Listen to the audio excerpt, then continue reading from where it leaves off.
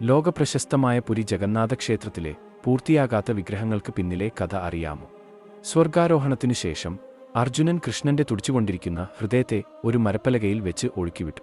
വളരെക്കാലത്തിനു ശേഷം അത് ഒഴുകിയെത്തിയത് ഒഡീഷയിലെ പുരി സമുദ്രത്തിലേക്കാണ്. അവിടെ നിന്നും കൃഷ്ണന്റെ ഹൃദയം ഒരു നീലക്കല്ലിന്റെ രൂപത്തിൽ കണ്ടെത്തിയ സൗരഗോത്രത്തലവനായ ബിശ്വബസു അതിനെ കാട്ടിനുള്ളിലെ ആരും കാണാത്ത ഒരു ഗുഹയ്ക്കുള്ളിൽ സുരക്ഷിതമായി ഒളിപ്പിക്കുകയും അതിന്റെ ദിവ്യത്വം തിരിച്ചറിഞ്ഞ് അതിനെ രഹസ്യമായി ആരാധിക്കുവാനും തുടങ്ങി. ഒരു ദിവസം മാളവ രാജാവായ ഇന്ദ്രദ്യുമ്നന് അത് ബിശ്വബസുവിന്റെ പക്കലുണ്ടെന്ന് അറിയാൻ കഴിഞ്ഞു. സത്യാവസ്ഥ അറിയാൻ തന്റെ പുരോഹിതനായ വിദ്യാപതിയെ ബിശ്വബസുവിന്റെ അടുത്തേക്ക് അയച്ചു. വിദ്യാപതി ബിശ്വബസുവിനെ കണ്ട് ആ നീലമാധവ കല്ലിനെക്കുറിച്ച് അറിയുവാനും അത് ദർശിക്കുവാനും നിരവധി തവണ സമീപിച്ചെങ്കിലും ബിശ്വബസു അവയെല്ലാം വിസമ്മതിച്ചു. അവിടെ തന്നെ താമസമാക്കിയ വിദ്യാപതി കുറച്ച് നാളുകൾക്ക് ശേഷം ബിശ്വബസുവിന്റെ മകളായ ലളിതയുമായി അടുപ്പത്തിലാകുകയും അവളെ വിവാഹം കഴിക്കുകയും ചെയ്തു. ലളിത മുഖേന ആ നീലമാധവ കല്ലിനെ കാണാനുള്ള അനുവാദം ബിശ്വബസു നൽകിയെങ്കിലും കണ്ണുകൾ കെട്ടിയാണ് വിദ്യാപതിയെ ഗുഹയിലേക്ക് കൊണ്ടുപോയത്. നേരത്തെ തന്നെ തന്റെ കണ്ണുകൾ കെട്ടും എന്ന് ലളിതയിൽ നിന്നും മനസ്സിലാക്കിയ വിദ്യാപതി കൈയിൽ കരുതിയിരുന്ന കുറച്ചു കടുകുകൾ പോകുന്ന വഴി നീളെ അടയാളമായി നിലത്തു വീഴ്ത്തുകയും ചെയ്തു.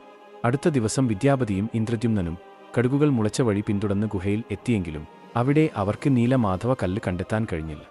ഏറെ നിരാശനായ ഇന്ദ്രദ്യുമ്നന് അന്ന് രാത്രി ഭഗവാൻ വിഷ്ണു സ്വപ്ന ദർശനം നൽകുകയും പുരി സമുദ്രത്തിൽ ഒരു വേപ്പ് മരകഷ്ണം നിനക്ക് കണ്ടെത്താൻ കഴിയുമെന്നും ആ മരം കൊണ്ട് എന്റെ വിഗ്രഹം ഉണ്ടാക്കി ഒരു ക്ഷേത്രത്തിൽ സ്ഥാപിക്കണമെന്നും ആ വിഗ്രഹത്തിനുള്ളിൽ നീലമാധവ കല്ല് ഘടിപ്പിക്കണമെന്നും പറഞ്ഞു.